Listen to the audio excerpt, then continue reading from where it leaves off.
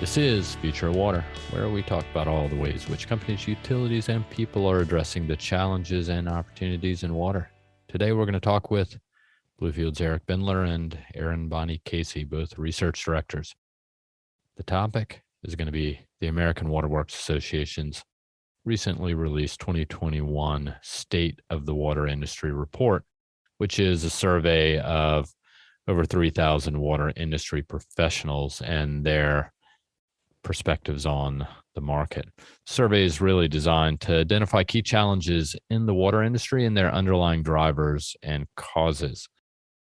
Given the recent disruption over the last year plus, our team thought this would be a good way to frame what's happening in the market, frame some of our research, but also share in the optimism that comes through in the report about the state of the sector and the opportunities going ahead.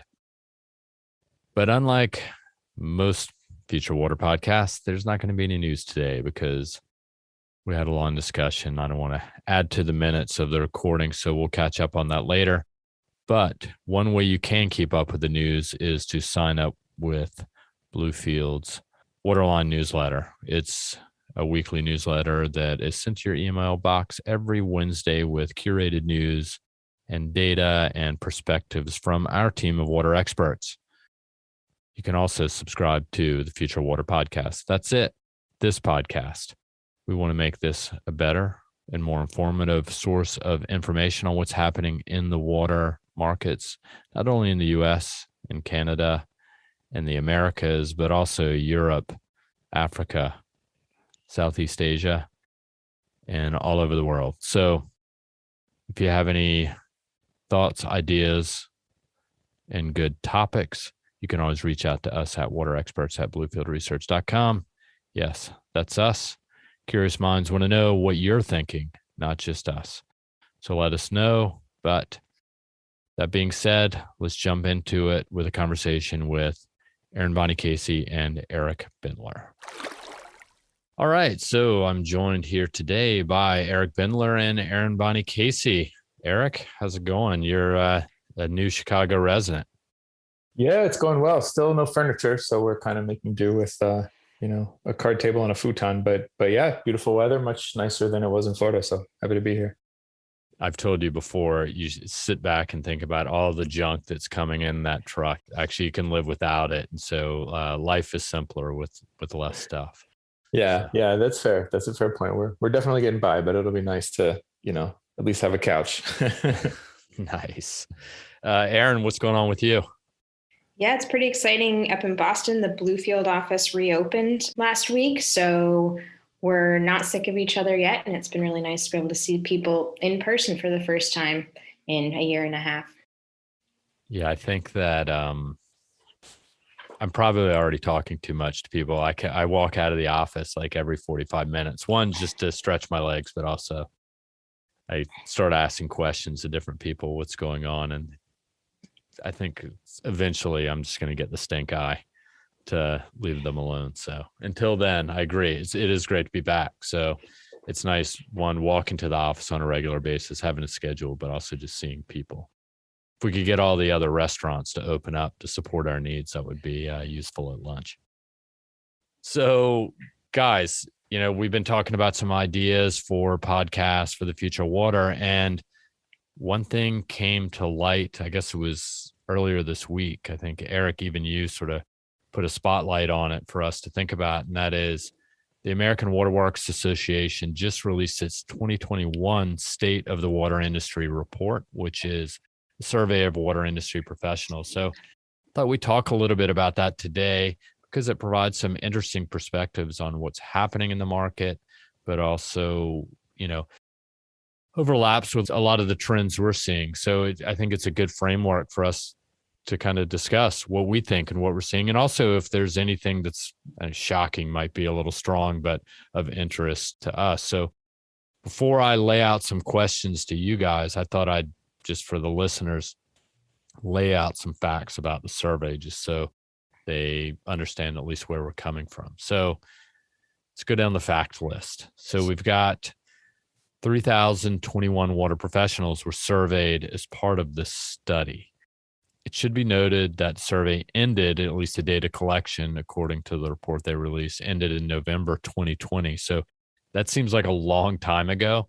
And when we started thinking about this and talking through the details, when you think about what's happened since November 2020 and how things have changed, it's kind of incredible, right? So I'll just lay out a couple things. It was in November 2020 that the second COVID wave was only beginning as we went into the holiday season, at least in the US specifically. And then I think probably peaked at about 4,500 COVID related deaths in January, February time. So we were a long way from that. Offices were definitely empty at the time and have been up until now, to Aaron's point, largely speaking. The quote unquote disputed election was in full swing, really ramping up in November. It wasn't long thereafter that there was a riot and storming of the Capitol that had happened. There were less than 1% of Americans vaccinated, which obviously that's gone way up depending on where you are in the country. In New England, I think fully vaccinated, are we in the mid 60% range? Correct me if I'm wrong, guys, but overall US is definitely lower than that. But that's made a big difference, one, in sort of reducing the impact to the pandemic and enabling companies like Bluefield to open up their offices. Don't forget about in early winter, was that February, where Texas and much of the South was frozen and causing massive disruption across not only the energy sector, power sector, but also the water sector.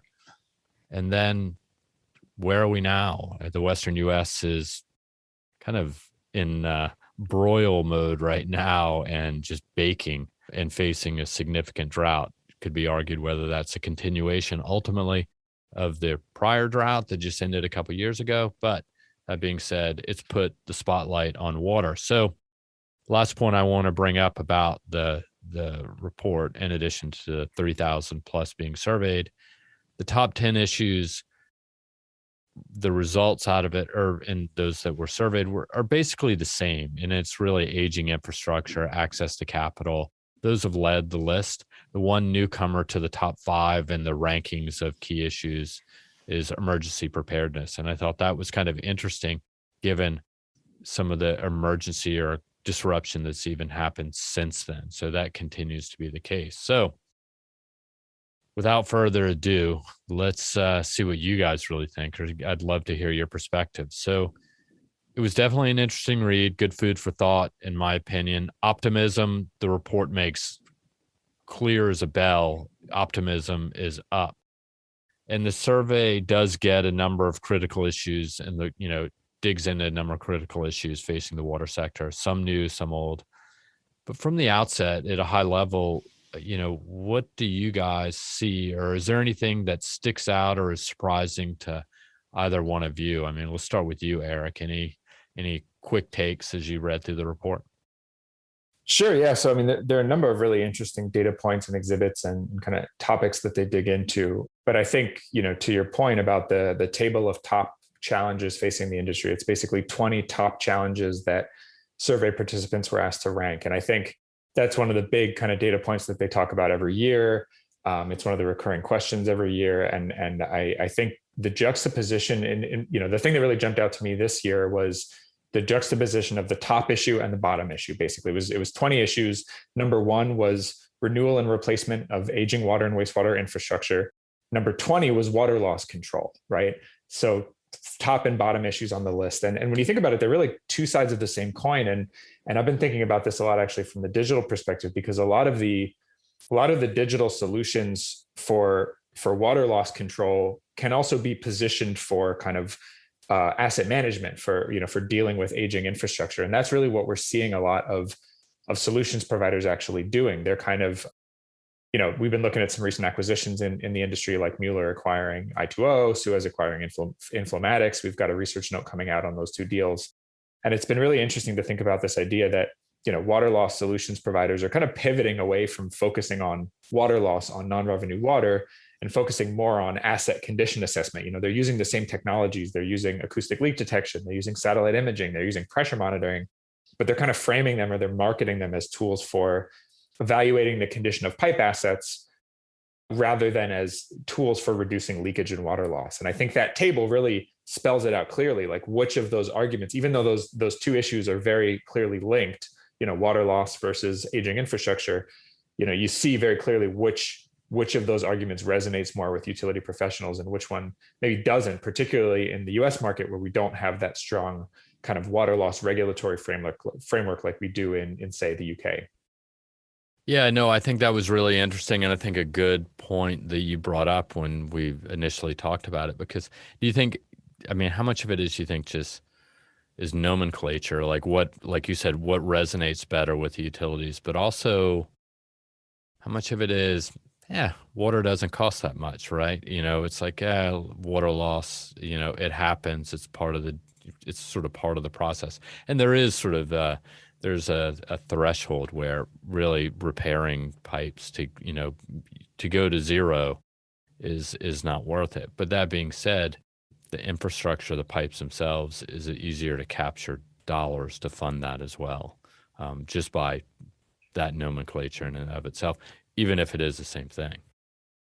There is potentially an impact too of the information gap there, because how many utilities haven't quantified or measured what their water loss is and don't have a number in mind for how much that's costing them annually. So if we had more data on how much water we're leaking, then would that be a higher priority? I think that's actually a really good point, Aaron, because we did that report. It's been a little while now where we had looked at, several thousand. It was really non-revenue water, but that was sort of real as well as apparent losses in the system. And there's only so much data to be gathered, right? If there are 50,000 water systems and we had, 2, 3, 4,000, I don't remember what the exact number was, going through all of their water monitoring data, there's a paucity of information, right? I think that's a really good point. So, well, Aaron, what about you? What about at a high level, as far as when you first looked at the report? Any takeaways? Yeah, I don't think it was surprising, but it did still stick out to me that emergency preparedness moved up a few spots on the list and is so high. I think probably the highest it's ever been on the list this year. It's obviously not surprising. I think when we think about 2020 in the future, we're all going to be thinking about the ability to pivot and emergency preparedness and resilience. But I do think that it underscored, it being kind of the whole 2020 experience, that there are lots of different types of emergencies. And the pandemic was a totally new type of disruption that really affected the workforce instead of physical assets. The water industry for a long time has talked about vulnerability to power outages, to wildfires. But I think this highlighted that there's a flip side too, where you have to make sure that your workers are able to continue operations. And what does that look like if people are in quarantine or if they can't get to the physical assets because of social distancing?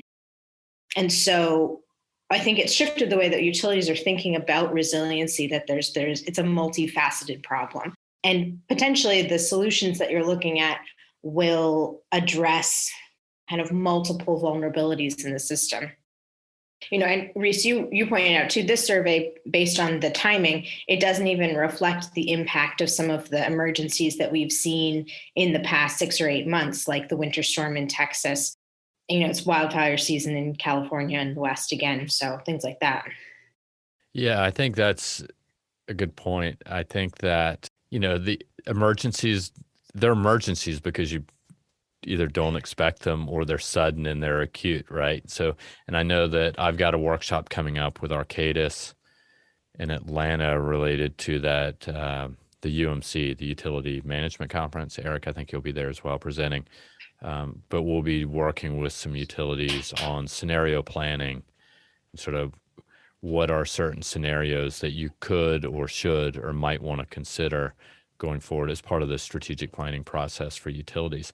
And I don't know, I just in my notes, I do have, the data set. Like I said, there are 3,021 water professionals that were surveyed for this, 61% of them were from water utilities, another 16% were from engineering and consultancies, and the rest were from other parts of the sector. So we are really talking about the utility sector here. But I don't know, particularly on the utility side, and in all fairness, it's not the fastest moving sector in the world, right? And there, and good reason for that. They have to look out for the health and safety of a lot of people. They're not going to take chances. And so therefore, are they sort of continuing to lean on the aging infrastructure aspect? I mean, that is a real problem. The question is then what are the solutions to address it? And maybe it's really not part of the study. So with that being said, Aaron, maybe that's a good segue from what you were saying. If this ends in November 2020, the data collection, we know how reports work. They take time to get done. Does 2020, and I don't know if there's anything else to add, does it really change your thinking on the state of the water industry now since November 2020? Well, I think for me, one of the biggest changes that's happened since November 2020 is the election and the change of administration and the kind of shift of power in Washington, as it were. We've seen real discussions about infrastructure and infrastructure spend and investment happening, although we have to acknowledge there's still a fair amount of gridlock happening that any infrastructure spending bill is going to have to work its way through. But we do see with this administration and with the current Congress, there is a clear priority for addressing the lead pipe issue. That makes a lot of sense because of the attention in the media that lead pipe contamination or lead in drinking water has been getting over recent years. It's also an issue that, and I don't want to sound flippant about this, but we kind of know how to solve it. It's a question of getting the money to the utilities that need to replace their lead pipes. But there really is no question about developing new technologies or things like that. It's fairly straightforward, and I think that's appealing to a lot of politicians, that it's a problem that can be solved if we can find the political will to do it. I will say on the wastewater side, there has been less attention and less funding being discussed. And I think that is a blind spot for politicians, which it always has been. Wastewater is something people don't like to think about, but it continues to need a lot of investment. And in many ways, it needs more investment than the drinking water infrastructure because it's been neglected for so long. I think the other thing, thinking about the time lag from November 2020 to now, and the survey reflected this, we haven't really seen a big impact on capital investment. That's not unexpected because there is typically a lag when we look at previous economic disruptions on capital investment. So in the first year of the economic downturn, capital investments kind of stay the same because they're already in motion, the funding's been secured, things like that. And then we see an impact we would expect this year and possibly into next year. And the survey did reflect that the capital improvement projects were going forward through 2020, despite some minor slowdowns related to, construction-related shutdowns or pandemic-related construction shutdowns, as well as some ongoing supply chain issues that I think pretty much everyone is dealing with at this point that are slowing down planned projects, but not canceling them. Yeah, I guess, I don't want to say we're waiting for the shoe to drop, but I mean, I think, we're definitely more cautious, basically looking at historical trends and numbers about the impact on funding. And I think that is high in the list, right? Of the rankings, funding these projects is a continuing challenge for utilities in the water sector as a whole. So that still ranks high, but it'll be interesting to see, if we're looking at 12% decline in TOTEX over the next, 8 to 10 years, there is a steep decline, but our numbers show that doesn't really happen for another year or two. And I can tell you, I've said it before on this podcast, that I walk to the office through downtown Boston. There are a lot of empty storefronts out there still. So that has got to flow through that loss of revenue, loss of spending, unless it's somewhere out in the suburbs. happening closer to people's homes. I'm not sure that it's got to be felt somewhere. So we'll see what happens. But those are good points. So what about you, Eric? You optimistic as well? How's your thinking change, or should it change? Yeah, well, I mean, I think as far as just the timeline, and as you mentioned, the fact that the data collection wrapped up in 2020, one other you had a great list there of things that have happened since 2020, and I think one big one that you left out, I think maybe intentionally, so that let me kind of mention this one, but essentially, cybersecurity, right? Since the end of 2020, some major cyber attacks, both in water and in other kind of adjacent infrastructure sectors, just hadn't happened at that point when the data collection was wrapping up for this report. And so, obviously those results are not reflected in the report. So Oldsmar, Florida, also the Colonial Pipeline attack. We've had a number of other really high profile hacks or attempted hacks, like, both within water and also in other, critical infrastructure and local government sectors, right? And so when you look at that list of top concerns on the report, cybersecurity is number 12 out of 20. There's another data point elsewhere in the survey that says that about 40% of the utilities surveyed have either implemented or at least thinking about cybersecurity, like, solutions or protection in one way or another. I would expect that both of those numbers would have changed now. That cybersecurity is more top of mind now since the attacks that we've seen over the past couple of months. More utilities are thinking about cybersecurity. More utilities are in the process of implementing or at least evaluating cybersecurity solutions. We actually, we did see cybersecurity as an area that's notably challenging to get data on, because there's a good reason why utilities don't want to be publicizing their contracts with cybersecurity solutions providers. It's kind of puts a target on their back, right? But we actually did see a spike in announcements by local utilities around the U.S. about, starting a new contract with a OT cybersecurity provider, or doing some sort of an internal evaluation of their cybersecurity strategy. I think in part to kind of allay their ratepayer fears about their municipality being next. So they were kind of getting out in front of it and mentioning that they were signing these contracts. And so we did see the spike in activity right after Oldsmar in particular. I think it's also worth pointing out that cybersecurity has become a much greater area of focus at the federal level as well.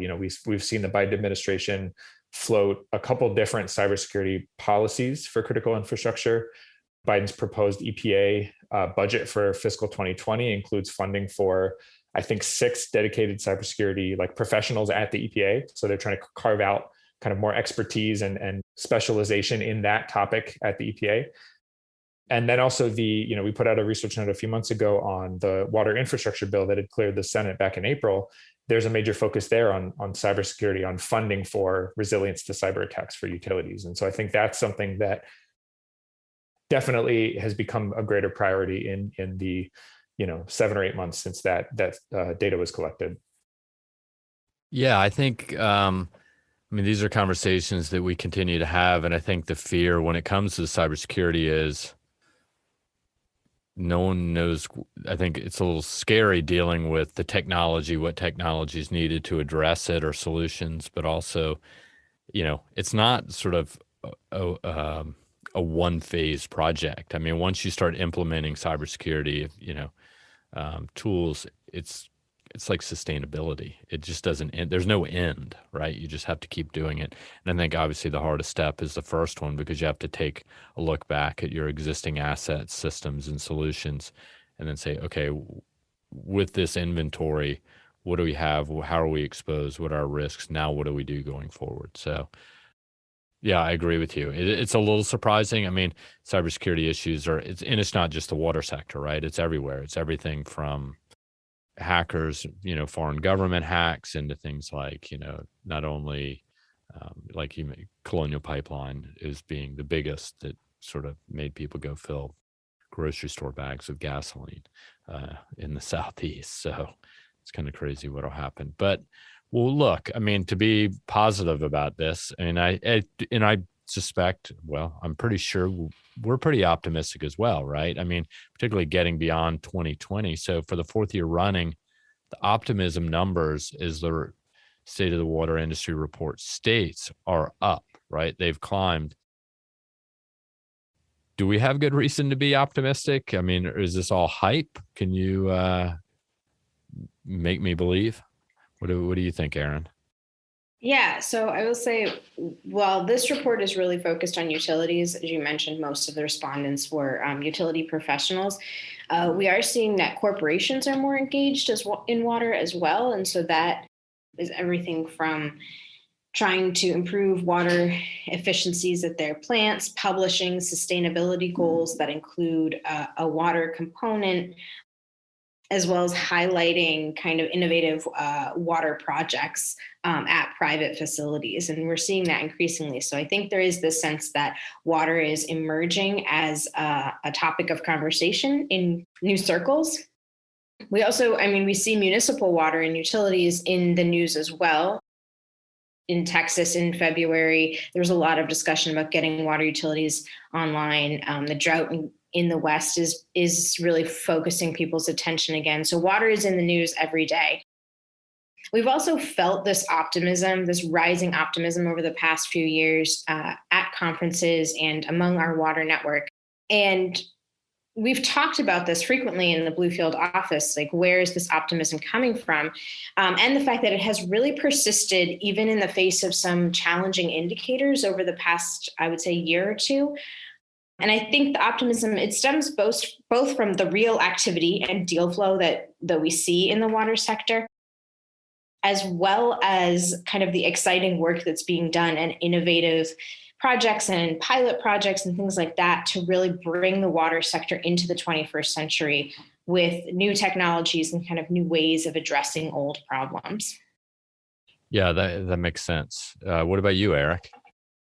Yeah, I think certainly in terms of the digital water market, I think that there's a lot of reason for optimism. And actually, we were just getting ready to release our most recent quarterly update on the digital water sector. And the data that we have collected, every quarter we look at data on global project activity for digital water, M&A deals, venture capital investment, and all of those indicators are basically around where they were right before COVID, right? Like around Q1 of 2020, right before, at least in the US and some other kind of major European markets, for example. Q1 was really the last good quarter before things started to really take kind of a nosedive during COVID. And we are seeing all of those, the project levels, the deal flow really start to hit about where they were right before. And those were all kind of record numbers. When we got to Q1 of 2020, those were the highest numbers we'd ever seen for digital water across all of those indicators.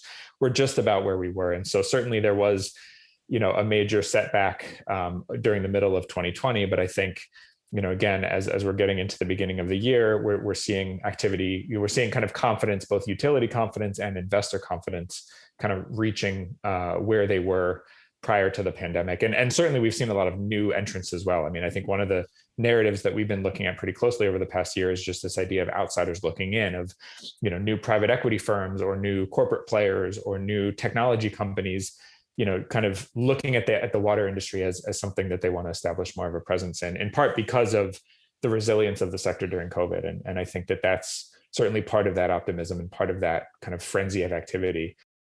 Maybe the one caveat that I'd add is just that we are seeing, maybe even more than usual, we're seeing the vast majority of that activity happening in kind of developed economies with pretty robust vaccine access. So I do think that there's this risk that we're going to see an even greater kind of digital divide in the water industry of, adoption of digital solutions in North America, in Europe, in parts of Asia Pacific, and maybe not so much in other places that are really still reeling with the pandemic, that don't have that access to vaccines to allow business to kind of return to normal. So that's certainly something to continue to keep an eye on. Yeah, I would agree with that. And the M&A activity and the valuations are pretty robust. It's pretty significant. And that's, I say that anecdotally just by the number of firms approaching us, looking for guidance. And it's not just in any particular sector, not just utilities, but also technology, digital, advanced treatment. Because I think there's uncertainty. I think there are opportunities. And I think there are sellers out there who want to seize the moment. But your point about sort of, COVID and what's happening, if we talked a month ago about this, my perspective been a little different. I think there's a little bit of unease happening when it comes to the Delta variant, definitely in the US. I mean, much of the rest of the world still faces just dealing with their initial, rollout of vaccines. But that shows sort of in the report itself, the AWWA report about, there's a lot of discussion about COVID. Does this match our perspective? Aaron, what do you think? Does it impact our forecasts and the data that we have on the utilities and what they're sort of reporting at least? Yeah, well, I will say over the past year and a half, a lot of our work has been looking at the impacts of COVID and forecasting how those are going to play out over the next decade or so. And our first and second iterations of that forecast, looking at the impact of COVID, which we put out in April and September of last year, did show some fairly steep declines in CapEx related to those slowdowns in activity and the financial stress that the utilities are under. We did put out a revised forecast this spring that took into account the end of year economic indicators. And those were actually fairly positive, especially the housing market indicators, which probably everyone is aware is going gangbusters right now, and which really drives new water infrastructure investment. So taking those indicators into account, it really has shown a more muted impact of the recession on the water sector than we originally feared. The economic recovery over the first half of this year has really been remarkable, to be frank. And we're definitely more optimistic for the water sector that we won't feel as steep a decline as people were fearing maybe at this time last summer, when it was like, when are we going to be able to dig ourselves out of this hole? Yeah, it'll be interesting. I mean, what you've said raises a number of thoughts in my mind. And one is, you mentioned we've done a number of different forecasts over the past 12 to 18 months. As things change, we get new data. I think the depths of our despair when it came to municipal water sector investment was September 2020, where we said, how do you feel about it? And that was before the second wave. And we were definitely more concerned, I think, truth be told. And we seem to have sort of climbed out of that. Your point about the economy has been strong. You alluded to this earlier. There are inflationary pressures on materials. It's hard to get deliveries made because there are not enough truck drivers. Will that continue? And I think for the municipal sector, ultimately, it depends on when the projects and the activities were bid on and priced out. Will there be change orders or not? So sooner or later or have they just been delayed in some cases? And I know I've spoken to a couple of vendors where they were just starting to see some let's hold off signals to see if we can get things to settle out, which ultimately I think we believe they will, but we're not economists. But sooner or later, someone's going to have to pay for all of that, right? So with that being said, Eric, anything COVID related that sort of takes you aback? Yeah, I think maybe the biggest surprise for me in reading through this report in general was just how little they talk about the role of digital solutions in utilities COVID response. And again, maybe I'm biased because this is a kind of my area of focus.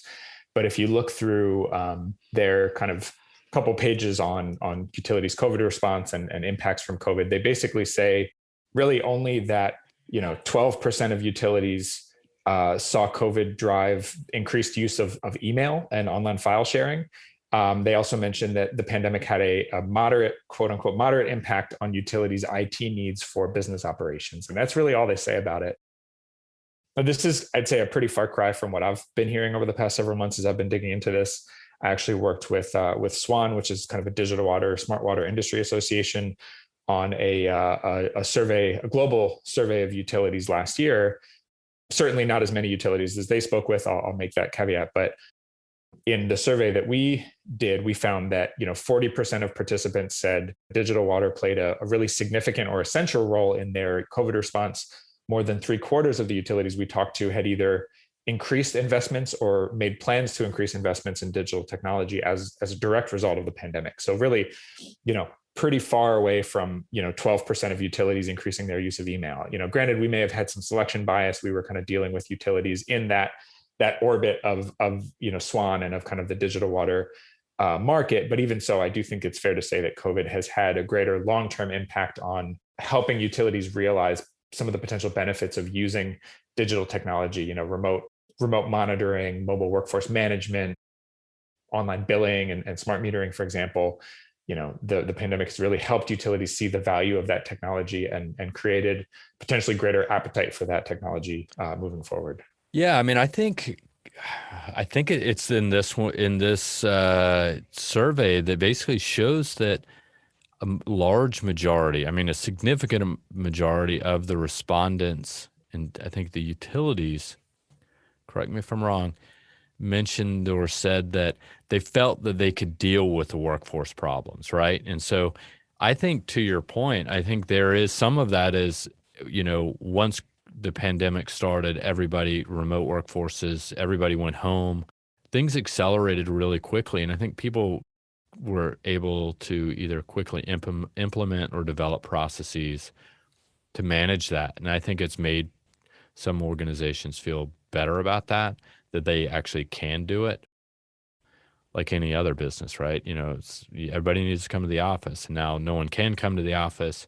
People sort of figured it out. Now, does it return to normal? No, I think it'll be a mix. But I think that's a really good point. And I think digital plays a key role in that, right? I mean, quite honestly, we're recording this on Zoom. We used Zoom before the pandemic, but Zoom sure does make conversations and meetings a lot easier.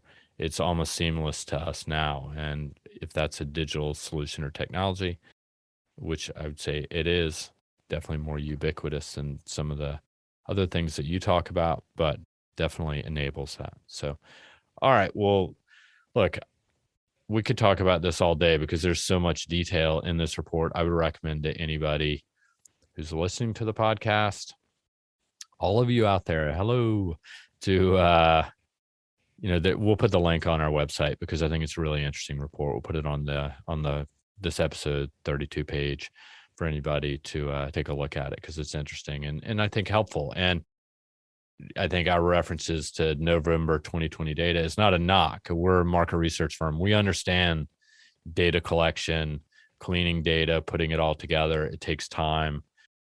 We do see the real value in it. So I think this is a great report and something that is helpful not only for us, but should be for the rest of the industry to think about. So with that being said, let's go back to you real quickly. Eric, what's on your research calendar going forward?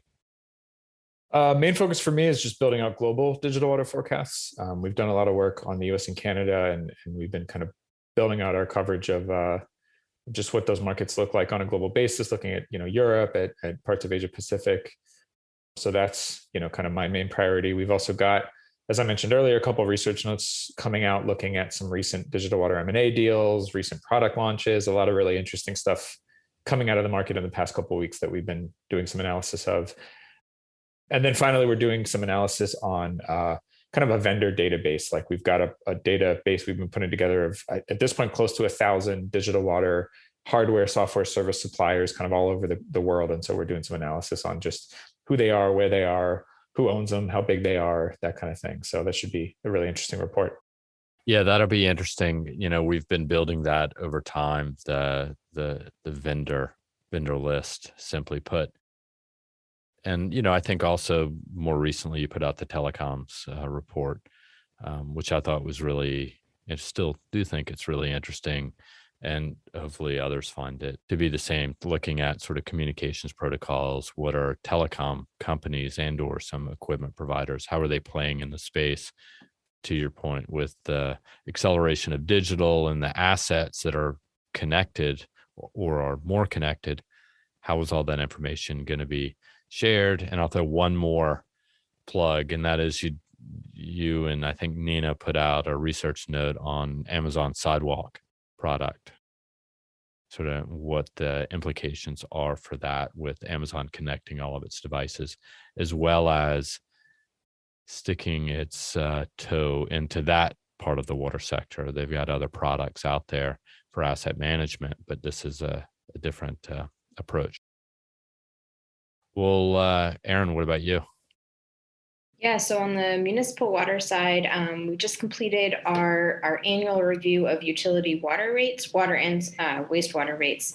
We see that they're up a little bit over 4% year over year since 2020, which is pretty in line with historical average rate increases. We did see a significant subset of utilities that opted to freeze rates because of COVID and because of the financial pressures that their customers were under. So that's actually interesting because if you exclude the utilities that froze rates, the increase for the remaining utilities was actually a little bit higher than average. We're also focused on getting some big data sets out there this summer. One is capital improvement plans over, at this point, close to 1,000 utilities across the United States and Canada. And that gives us really granular information about what's happening on planned spend in the market, as well as state revolving fund data, which is another few thousand water, wastewater projects across the country.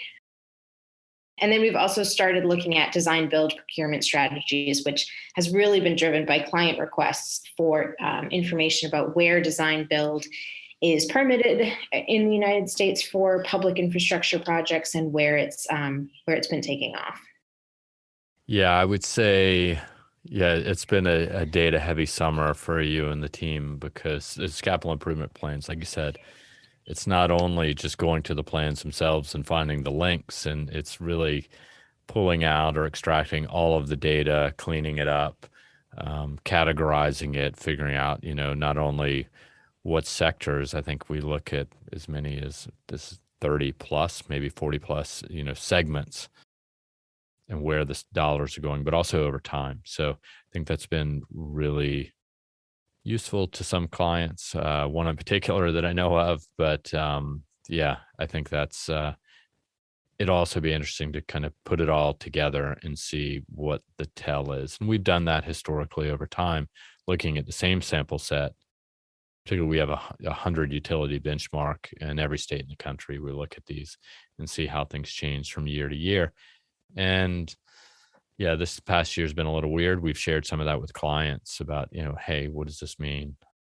And the state revolving fund data, I think, like you said, it's not only just the awards, we look at who's been requesting, right? So I don't understate the work that goes into it. It's not just a couple thousand projects. Is it 12,000? Is that? Yeah, that's crazy? Right. 12,000 projects.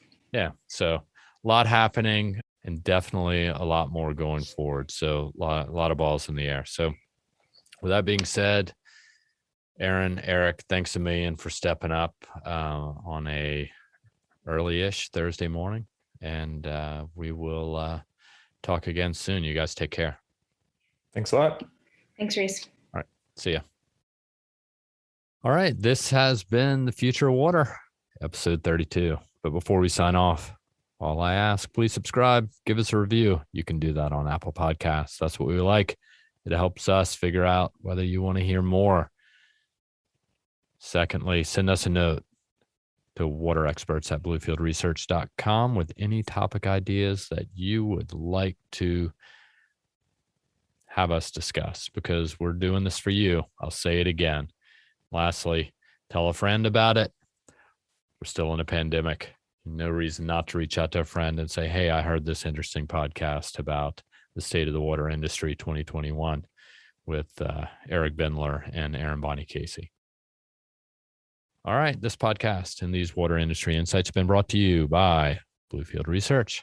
To learn more about us, what we do, how we do it, visit us at bluefieldresearch.com, and I will put a little plug out there for our marketing and production team who's been working on some things that will be showcased pretty soon for you to take a look at. It's going to be a secret. Give it a couple weeks. Until then, take care. Talk soon. Be safe.